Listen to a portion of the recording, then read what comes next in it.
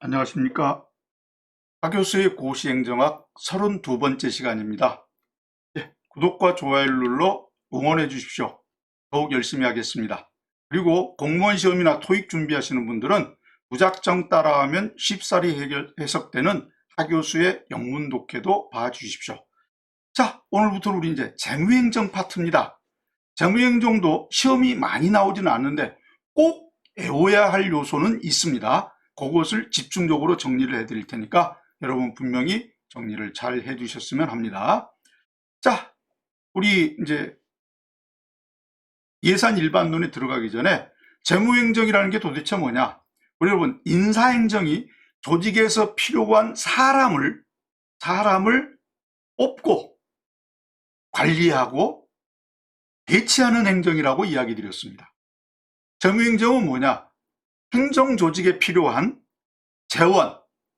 재원을 확보하고 그것을 관리하고 배분해주는 모든 행정을 재무행정이라고 합니다. 자, 그런데 일반적으로 재무행정에 포함되는 부분이 예산, 결산, 회계검사, 그리고 구매, 정부 조직에서 필요한 걸 사들이는 것을 이야기하는 거죠. 구매행정, 이렇게 네 가지인데 중요한 건 시험 문제 나와봐야 결산 한 문제, 회계검사 한 문제, 구매행정 한 문제 정도 나오고 예산에 해당되는 것이 거의 한 90%, 95%에 97%, 1%, 1%, 1%이 정도 된다고 할까요? 네, 그러다 보니까 재무행정의 거의 모든 내용이 예산과 관련된 내용입니다. 예산과 관련된 내용입니다. 네, 그래서 예산을 전부 하고 뒤에 한꺼번에 묶어서 결산, 회계검사, 구매행정을 한 번에 묶어서 처리를 할 예정입니다. 아마 예산에 대한 것이 4번이나 5번, 길게면 6번 정도 걸쳐서 이루어질 거고요. 결산, 회계검사, 구매행정을 하나로 묶어서 정리할 예정입니다. 자, 일단 예산이라는 게 뭡니까? 예산에는 그 개념 자체에 형식적 개념과 실질적 개념이 있습니다. 여러분에게 다시 한번 강조드립니다. 행정학에서는 좋고 나쁜 것을 잘 안 따집니다. 형식적이라는 것은 그 모양이 그렇다는 거고 실질적이라는 건 모양이 그렇다는 것이 형식적인 게 나쁘고 실질적인 게 좋다는 개념 자체가 없습니다. 되셨습니까? 여러분, 형식적이다, 공식화했다, 법규화됐다, 제도화됐다 이 말 앞에서 했던 거 기억들 나십니까? 형식적 개념은 법적인 개념입니다. 법적인 개념이에요. 헌법과 국가재정법에 의하여 정부가 일정한 형식에 따라 편성하고 국회 심의 의결을 거쳐 확정된 1회계년도의 재정계획이고 우리가 일반적으로 예산이라고 하게 되면 이것을 이야기합니다. 헌법과 국가재정법에 의해서 정부가 편성하고 국회가 심의 의결을 거쳐 확정된 한 회계년도, 1회계는 1년짜리의 재정계획을 형식적 개념의 예산이라고 합니다. 실질적 개념이라고 하면 국가의 재정 수요와 이에 충당할 재원을 비교하여 배정한 1회계년도에 있어서의 세입 세출의 예정적 계산 자체를 실질적 개념의 예산이라고 이야기합니다. 잊지 마십시오. 네. 뭐 법에 따라서 이건 형식적이다. 실제로 세입 세출? 그러면 실질적이다. 이렇게 기본적으로 정리를 해 두시기 바랍니다. 난 이게 왜 행정학의 시험 문제 나오는지 잘 모르겠는데 우리 국사시험에 나와야 될 시험 문제 아닙니까? 조선시대의 세출 예산에는 행간이라고 했고 세입 예산은 공안. 여러분 공물 바친다고 하는 거 있지 않습니까? 네. 소정에서 각 지방 수령에게 뭐를 얼마를 바쳐라. 들어올 걸 계산한 것 아닙니까? 이게 공안이라는 겁니다. 행간은 세출 예산에 해당되는 거. 이건 시험 문제 5급 행정고시에서도 한번 나왔고 7급에서도 시험 문제가 나온 적이 있습니다. 중요한 건 아니지만 이런 용어도 있다라고 알아두시면 좋겠습니다. 자, 예산과 계획은 관계가 무지하게 크다 보니까 두 개를 같이 이야기하는 게 많습니다.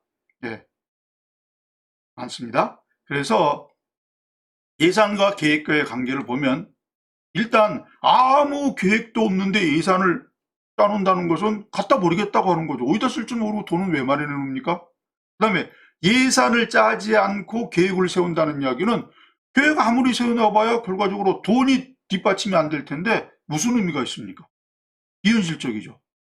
예. 그런데다가 계획 담당자와 예산 담당자의 가치관의 차이가 있어서 그렇습니다. 계획은 여러분에게 이제 우리 단기 계획, 중기 계획, 장기 계획 이야기 드렸을 때 말씀드렸지만 1년, 5년, 10년, 20년을 내다보고 가는 겁니다.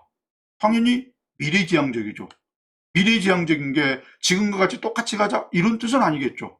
뭔가 변화해가는, 발전해가는 형태겠죠. 네, 그 다음에 세신적입니다. 지금 것을 바꿔가면 조금 더 나은 상태로 가자. 그리고 그 계획은 그러한 일을 위해서 많은 돈을 쓸 수 있다 하는 것을 전제로 깔고 있습니다. 근데 예산은 1년짜리입니다. 1년짜리입니다. 1년짜리입니다. 그러다 보니까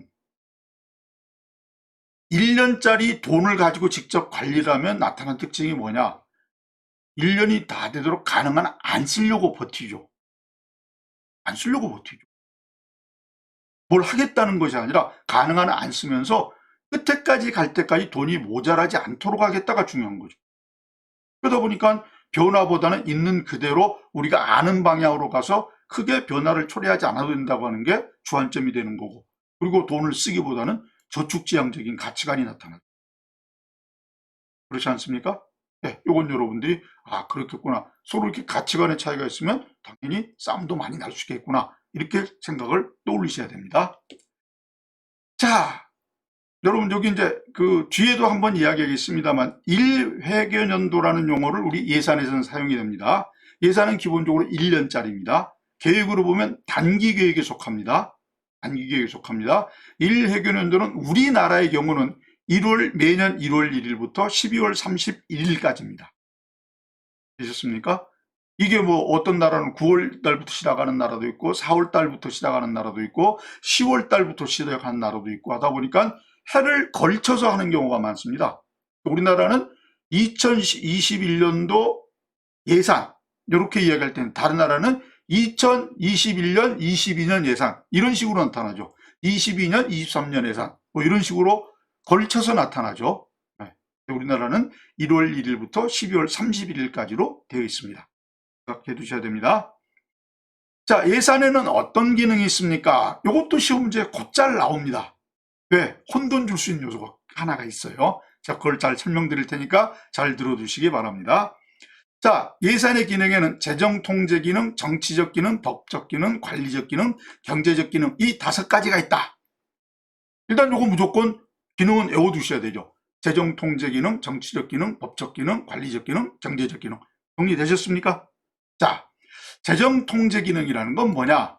돈 못 쓰게 하는 기능이라는 이야기입니다. 그럼 누가 돈을 쓰는데 누가 돈을 못 쓰게 하겠다는 이야기냐? 돈을 못 거둬들이게 하겠다는 이야기냐? 누가 돈을 못 거둬들이게 하고 못 쓰게 하겠다는 거야. 이게 재정 통제 기능이거든요. 자, 의회 제도가 발달함에 따라서 특히 이제 영국 같은 경우 권리장전이라고 하죠. 1678년인가요? 이 권리장전을 통해서 이 왕들이 국민들에게, 백성들에게 세금을 거둬들이려고 하면 의회의 허가를 받도록 했습니다. 또 돈주머니 이 마음대로 그동안 벌려놓고 마음대로 돈 걷어갔는데 왕 너는 이제부터 우리가 의회가 못하게 정한 대로만 돈을 걷어. 이렇게 된 겁니다. 이렇게 된 겁니다. 이게 재정 통제 기능이에요. 이해하실 수 있어요? 예, 의회가 왕에게 과세권 돈 네 마음대로 걷어들이지 말어 이렇게 한 겁니다. 그러다 보니까 세입에 대한 의회 통제가 세출에 대한 통제보다 먼저 발달했습니다. 이게 가장 중요한 특징이에요.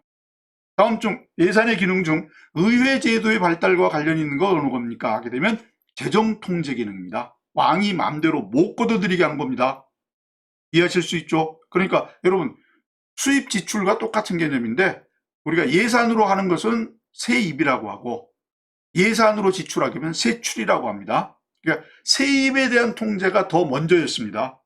최근에는 전부 세출에 대한 통제입니다. 세입에 대한 통제는 전부 법으로 정해놨기 때문에 거의 다가 법으로 정해져 있기 때문에 세입에 대해서는 의회가 국회가 왈가왈부 안 합니다. 근데 돈 쓰는 것에 대해서는 간섭을 하죠. 되셨습니까? 세종통제기는 의회제도 활동과 관련되어 있으면서 세입에 대한 통제가 세출보다 먼저 있었습니다. 잊지 마십시오. 두 번째가 정치적 기능입니다. 여러분, 제가 이거 앞에서 정책학부터 제가 말씀을 쭉 드렸던 요소인데, 일반적으로 정치라고 하게 되면 크게 두 가지입니다. 하나가 국회 활동과 관련된 게 정치고, 다른 하나가 여러 가지의 의견이 조정 통합되는 것이 정치입니다고, 행정학에서는 이 두 가지가 사용됩니다. 이렇게 앞에 분명히 말씀을 드렸습니다. 다시 합니다. 정치적 기능이라는 것은 1. 국회의 기능, 2. 여러 가지의 의견들이 조정 통합되는 거. 그래서 이거 예전에 시험 문제 하나 나온 적이 있습니다. 어떤 문제는 다음 중 반상회의 기능과 관련되지 않은 것 어느 겁니까? 반상회입니다. 그중에 여러 가지 주민들의 의견을 지방자치단체에 전할 수 있고, 지방자치단체의 의견을 주민에게 전할 수 있고, 여러 가지 기능이 나왔는데 갑자기 정치적 기능이 튀어나온 겁니다. 그러니까 반상회가 무슨 정치 기능이 있어? 국회가 하는 일인데. 그리고 정치적 기능을 다 틀린 보기로 잡았습니다. 당이 다 떨어지었죠. 다양한 의견이 조정 통합되는 것도 정치적 기능이라고 합니다. 잊지 마십시오. 예산 자체가 한정되어 있다 보니까 서로 달라는 데가 워낙 많습니다. 그것들의 이해관계를 조정 통합해서 정해줄 수 있는 게 예산입니다. 의견이 조정 통합되는 겁니다. 정치적 기능입니다. 예. 법적 기능이다. 여기서는 꼭 법이라고 하는 것이 아니라 의회가 정해준 대로 집행을 해야 된다는 게 법적 기능입니다. 의회, 법을 만드는 기관이지 않습니까? 의회가 정해진 대로 집행한다는 건데 주로 세출 예산과 관련되는 겁니다. 재정 통제 기능의 첫 번째는 세입에 대한 거였고, 법적 기능은 세출 예산과 관련되는 겁니다. 요거 혼란되시면 안 돼요. 이때 법이라는 건 의회의 규제라고 보시면 됩니다.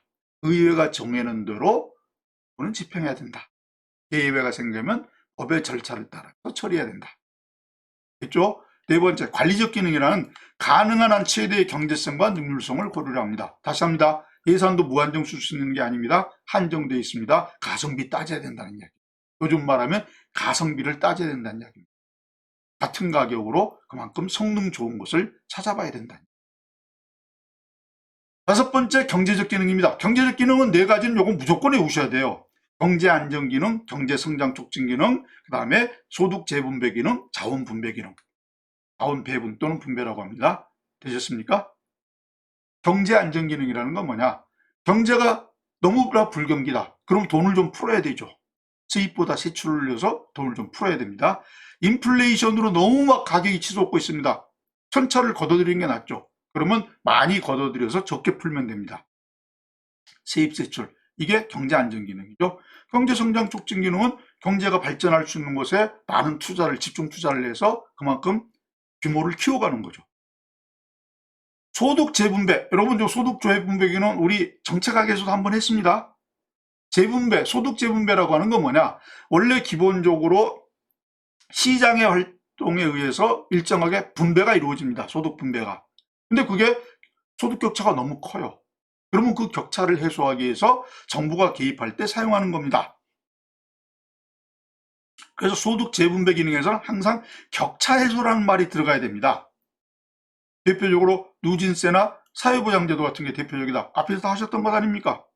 앞에서 한번 정리 다 해놓으면 뒤에서는 그냥 거저먹고 갈 수 있습니다. 그래서 한 가지 정리할 때도 정확하게 정리하는 연습을 가지십시오. 다 정리하지는 못하더라도 가장 중요한 부분은 정리가 되어 있어야 된다는 겁니다. 소득 재분배 나오면 격차 해소, 이게 당연시 돼야 됩니다. 그 다음에 마지막으로 자원 배분 기능. 특히 이제 여러분, 정부는 공공재를 생산하고 있습니다.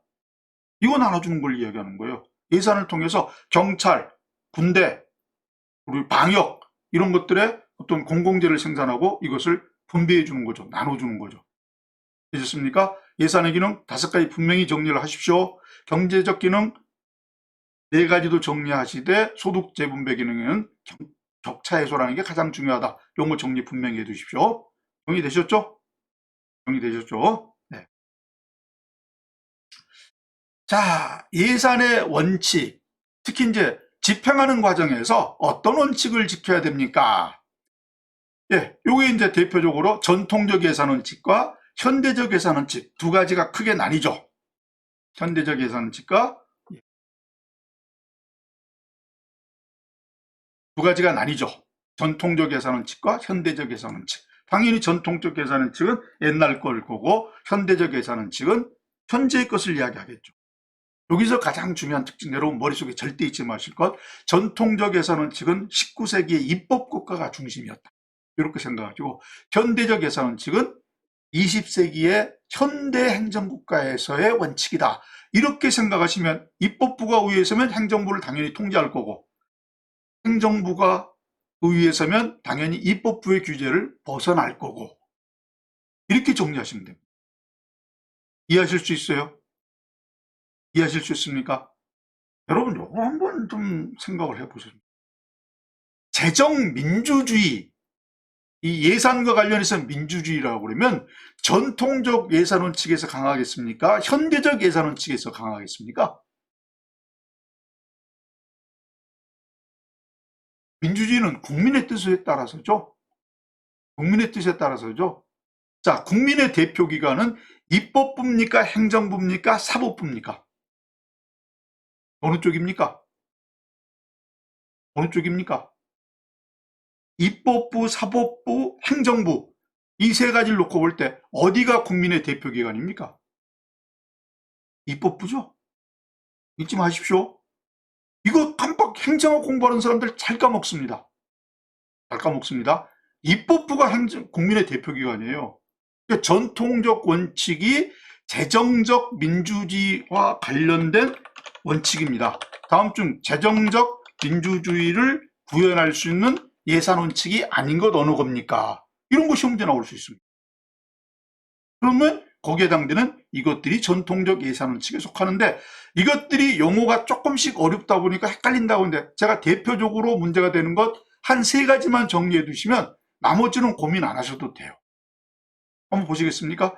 첫째, 공개성 원칙, 명료성 원칙, 사전의결 원칙, 요거 설명이 필요합니까? 아니죠. 예산은 공개가 된 데서 만들어줘야 됩니다.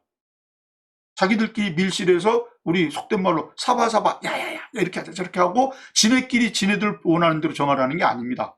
국민 모두가 알아볼 수 있게 공개가 돼야 된다는 이야기입니다. 그래야 통제를 할 수 있죠. 모르는 게 아니니까. 알면 통제를 할 수 있죠. 아까 우리가 행정이 전문화되고 복잡화돼서 모르니까 국민 통제가 안 된다고 그러지 않았습니까? 공개가 돼야 통제 가능성이 있는 겁니다. 두 번째, 명료성의 원칙. 명확해야 됩니다. 우물딱주물딱 이게 뭐 읽어봐도 무슨 말인지 저런 말인지 모르겠다. 그러면 통제할 수 있는 근거가 없어지는 거죠. 사전 의결의 원칙입니다. 하기 전에 허락받아라 이거예요. 하기 전에 허락받아라. 이해하실 수 있죠? 다 쓰고 나서 우리 이해했어요. 사후 보고하지 말란 이야기입니다. 사전 의결을 받아라는 이야기입니다. 여기까지 8가지 중에서 여기까지는 문제가 없죠. 그럼 이제 나머지 5가지 남았습니다.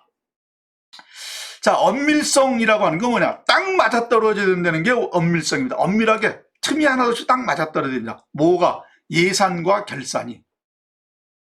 만일 500조 쓰겠다고 그러면 결산도 500조가 나와야 된다는 이야기입니다.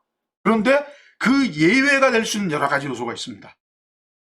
이 문제는 특히 이제 제가 이제 서울대 1981년도 서울대 행정대학원 시험 볼 때 뭐 이것에 관한 이야기가 시험 문제에 나온 적이 있었습니다. 그래서 제가 이건 자세히 잘 썼죠. 예산과 결산의 일치, 엄밀성 원칙 딱 맞아떨어야 된다. 뭐가? 예산과 결산이. 됐습니까? 엄밀성 하게 되면 딱 맞아떨어야죠. 뭐지? 예산 결산. 그렇게만 잡으시면 됩니다. 자, 우리가 많이 헷갈리는 게 단일성과 통일성입니다. 단일성과 통일성입니다. 이게 무슨 소리지? 단일성이라는 것은 한계여야 된다는 이야기입니다. 뭐가 한계여야 되냐? 예산이 한계라는 이야기입니다. 예산이 한계여야 됩니다. 여러분 이제 다음 시간에 일반 회계 예산과 특별 회계 예산이라는 용어를 배울 텐데, 그러면 벌써 예산이 2개 이상인 겁니다. 그래서 단일성이라는 것은 여러 개 막 7, 8개, 10개, 20개로 만들어서 전체가 도대체 얼마를 쓰고 있는 건지 모르겠다. 이렇게 하지 말고 딱 하나 전체로 얼마다. 이렇게 정리가 되도록 해놔야 이거 너무 쓸데없는데 많이 쓰고 있다. 이건 빼라. 어쩌라. 이게 간섭을 할 수 있죠. 그러니까 단일성 원칙은 예산이 한계다. 예산이 한계다. 잊지 마십시오. 예산이 한계다.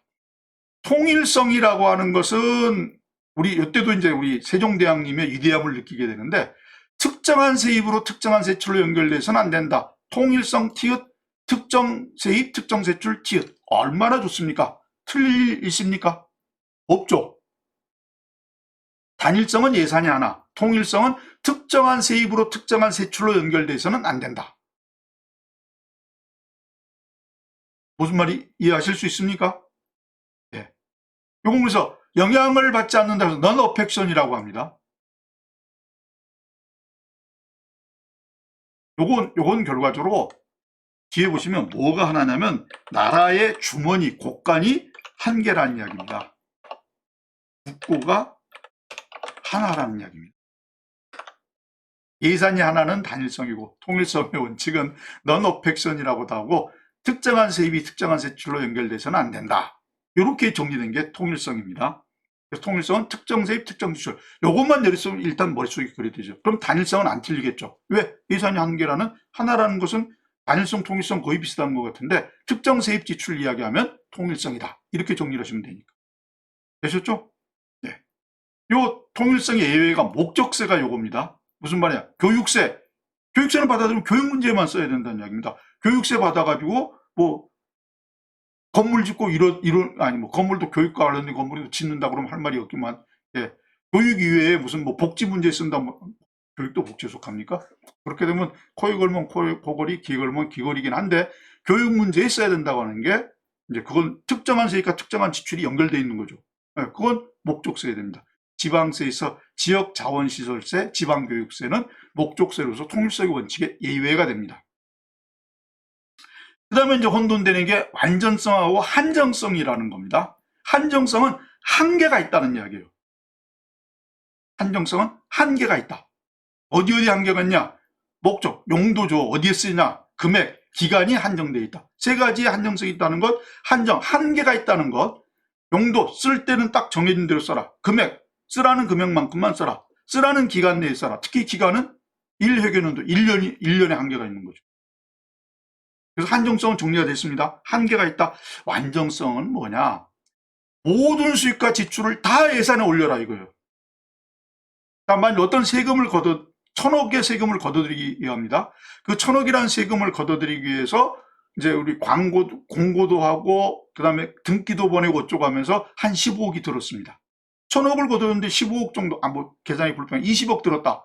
그러면 998억만 수익으로 정해놓으면 되지. 뭘 그걸 1,000억 걷어들였고 그것에 비용 20억 썼다. 이렇게 다 올려놔야 도대체 이게 1,000억을 걷어들였는데 2,000억을 썼는지 500억을 썼는지 1억을 썼는지 알 수가 있는 거죠. 또 사용하는 비용이 너무 많다. 이거 좀 줄여라 어쩌라 간섭을 하려면 총 수입도 정해야 되고 총 지출도 정해놔야 간섭의 여지가 있는 거죠. 그러니까 모든 세입과 세출은 다 예산에 올려놔라. 이게 뒤에 가시면 이제 총계산이라고 배우십니다. 근데 이 예산과 관련된 게 또 형태가 4가지가 있어서 요 시간 제일 마지막에 정리를 분명히 해드릴 테니까 요건 분명히 외우셔야 됩니다. 그런데 이것을 또 총계산을 예산 총계주의라고 우리 헌법에서는 또는 국가재정법에서는 정해놨습니다. 그래서 헷갈리기가 쉬운데 총계산으로 외워두시기 바랍니다. 완전성, 모든 수입 지출 다 올린다. 한정성, 해? 하여간 한계가 있더라. 뭐였지? 용도, 금액, 기간이다. 이렇게 정리를 해오시면 되고, 엄밀성은 딱 맞아떨어지는데 뭐가? 예산과 결산이. 그 다음에 단일성은 예산이 한계, 통일성은 특정 세입과 지출. 그럼 나머지는 정리할 게 없어요. 요거 정리 잘 하셔야 됩니다. 시험 문제 잘 나와요. 만일 재무행정에 4문제 정도까지 나왔다 하면 한 문제로 꼭 나올 수 있는 관련돼서 분명히 하셔야 됩니다. 자, 현대적 예산원칙. 요거는 제가 보면 행정부가 우위에서는 예산원칙입니다. 통제 위주가 아니라 관리 위주입니다. 여기서 앞에 뺐느냐요? 이 전통적 예산원칙을 주장하는 사람이 노이마르크라는 사람이라 해서 노이마르크의 원칙이라고도 합니다. 입법부 중심이고 통제 중심이고 재정적 민주주의와 관련되어 있는 거. 왜 민주주의인가는 말씀드렸습니다. 왜 민주주의인가는 노이마르크의 원칙이라는 게 있습니다. 이게 전통적 계산원칙에 비해서 역시 현대적 계산원칙도 주장자의 뜻에 따라서 스미스의 원칙이라고 이야기합니다. 이 스미스라는 사람은 미국이란 큰 나라의 예산을 1940년대 미국 예산을 한 손에 쥐고 있던 30대의 공무원 이름입니다. 우리가 말하는 예산관리처라고 하는 곳에 예산을 떡주무리 주물렀던 사람이 세웠던 원칙입니다. 당연히 지가 떡주무리 주르고 싶었으니까 결과적으로 어떤 그 돈을 잘 관리할 수 있고 잘 쓰면 되지, 이것 써라 저것 써라 다 신경 쓰게 하지는 말아라 하고 말한 원칙입니다. 그래서 이 현대적 계산원칙 원래 별도로 안 외우셔도 됩니다. 왜? 전통적 계산원칙과 비교만 하시면 되니까. 근데 재밌는 건 전통적 계산원칙은 사전 의결이라는 거 하나 빼고 나머지 전부 성성성성입니다. 제자로. 그거 눈치채셨어요? 그런 거 빨리 잡으셔야 객관식 시험 잘 보는 겁니다. 되셨죠? 현대적 계산원칙이라는 것은 행정부가 자기가 이렇게 쓰겠다고 정합니다. 그걸 행정부 기획의 원칙이라고 합니다. 여러분, 제가 계획과 기획의 구분을 좀 해드린 적이 있죠? 기획은 뭔가를 하겠다고 자기가 정하는 과정을 기획이라고, 계획은 그 기획을 통해서 나온 결과물이 계획이다. 제가 말씀드린 적이 있어요. 그래서 행정부가 무엇을 하겠다고 하는 겁니다. 입법부가 네 이거 하라 저거 하라가 아니라 행정부가 알아서 하겠다는 겁니다. 그러다 보니까 행정부가 재량을 띌 수 있습니다. 자기가 알아서 하고 재량적으로 처리하면 당연히 책임도 지가 져야 되죠. 자기가 져야 되죠. 이건 연결된 거기 때문에 하나로 정리를 하시면 됩니다. 행정부가 알아서 하겠다고 지가 재량을 발휘했기 때문에 결과 책임도 자기가 진다. 아셨죠? 그다음에 이건 특이하게 보고의 원칙입니다. 이때 보고라는 것은 기본적으로 사후 보고입니다. 사전이 아닙니다. 사전 의결의 원칙이 전통적 계산원칙인데, 그래서 일단 쓰고 나서 입법부에 보고를 하면 됩니다. 적절한 수단 구비의 원칙, 다원적 절차의 원칙, 자기가 어떻게 그렇게 돈을 쓰겠다고 해서 쓸 수 있느냐, 방법을 잘 만들어 놔야 된다는 거고, 절차를 한 가지만 놓고 하는 것이 아니라 다양하게 준비를 해야 된다는 이야기입니다. 여러분, 특히 군대 갔다 오신 분들 잘 아시죠? 자, 무슨 훈련을 야외에서 하기로 했는데 억수같이 비가 쏟아집니다. 그러면 대체하는 게 있어야 되죠. 우천시 못합니다. 그러면 강당에서 일반 교육을 한다든지 절차가 준비되어 있어야지 공백이 없습니다. 됐죠? 그 다음에 시기신축성의 원칙, 꼭 1년이라고 정해놓지 않고 이걸 앞당겨도 쓸 수 있고 뒤당겨도 쓸 수 있고 하면 좋지 않을까 하고 만들어 놓는 원칙이 있다는 이야기입니다. 그 다음에 예산기관은 어떤 하나의 예산기관에 대한 것만 하지 않고 다른 예산기관과의 관계도 교류를 하는 것이 좋지 않겠나 하고 만들어 놓은 게 상호 교류성의 원칙입니다. 됐죠? 따로 설명 필요 없으시죠? 전통적 예산 원칙만 잘 외우시면 됩니다. 제가 아까 이 총계산과 관련해서 비슷한 용어 4가지를 정리를 드리겠습니다. 이렇게 이야기를 했습니다. 총계예산, 순계예산, 예산총계, 예산순계. 아우, 골 아파. 이걸 또 해야 되나? 근데 이걸 다 외우시면 바보입니다. 왜? 시험 문제가 객관식이라고 하지 않았습니까? 객관식에 다 이 대한 설명이 나왔으니까 맞추기만 하는데, 이걸 또 다 외우시는 분 또 보면 또 내가 답답해 죽겠습니다. 하나만 똑바로 외우시면 돼요. 응? 그게 무슨 소리지? 4가지가 있다는 것만 아시면 돼. 앞뒤로 바뀐 거. 4가지가 있다는 것만 아시면 되는데, 총계산만 하나를 분명히 외우시면 됩니다. 예산에 모든 수입과 지출을 다 계산한 게 총계산이다. 돼 있습니까?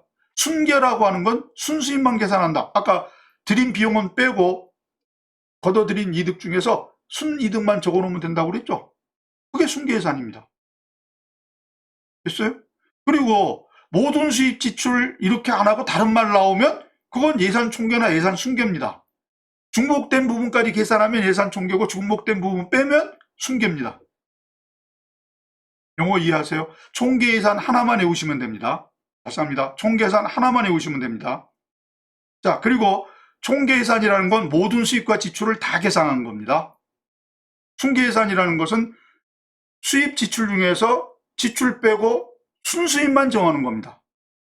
그 다음에 예산 총계, 예산 순계는 잘 모르는데 그 말 아닌 다른 용어가 2가지 중에 하나입니다. 이렇게 정리하시면 되죠. 요거는 이제 바로 뒤에 이 시간에 일반회계와 특별회계를 배울 텐데, 일반회계와 특별회계 또는 특별회계 간에 돈을 빌려주고 받을 수 있습니다. 돈을 빌려주고 할 수 있는데, 빌려준 쪽에서는 이만큼 빌려줬다고 돈을 정리를 하고 저쪽은 이만큼 받았다고 정리하면 한 개 돈 덩어리가 2번 계산됩니다. 중복된 것이 있죠. 이걸 다 적으면 예산 총계입니다. 그런데 중복된 부분에서 빌려준 쪽이나 받은 쪽에서 어느 한쪽에서 빌려준 쪽을 우리가 그것을 없는 걸로 치면 받은 쪽 한쪽에서만 정리하거나 할 수 있죠. 중복된 부분을 공제하게 되면 총액이 원래 정상대로 나옵니다. 여기는 중복된 부분이 한 번 더 나오겠죠. 되셨어요? 자, 다시 정리합니다. 머릿속에 분명히 정리하십시오. 자, 우리가 모든 수입 지출 다 정리해야 된다는 것을 완전성의 원칙이라고 하는데 이것을 총계산이라고 합니다. 그런데 비용 빼고 순수입만 정하면 이것은 순계산입니다. 그 다음에 일반에게 왔다 갔다 한 돈을 양쪽에서 다 계산된 중복된 것까지 다 정리하면 예산 총계입니다. 예산 총계입니다. 네, 그 다음에 예산 순계라고 하는 것은 중복된 부분을 뺀 겁니다. 이해하실 수 있습니까? 이거 시험제 나오면 상당히 많은 사람들이 헷갈려요. 근데 이 4가지를 왜 다 외웁니까? 하나만 정확하게 외우시면 돼요. 네?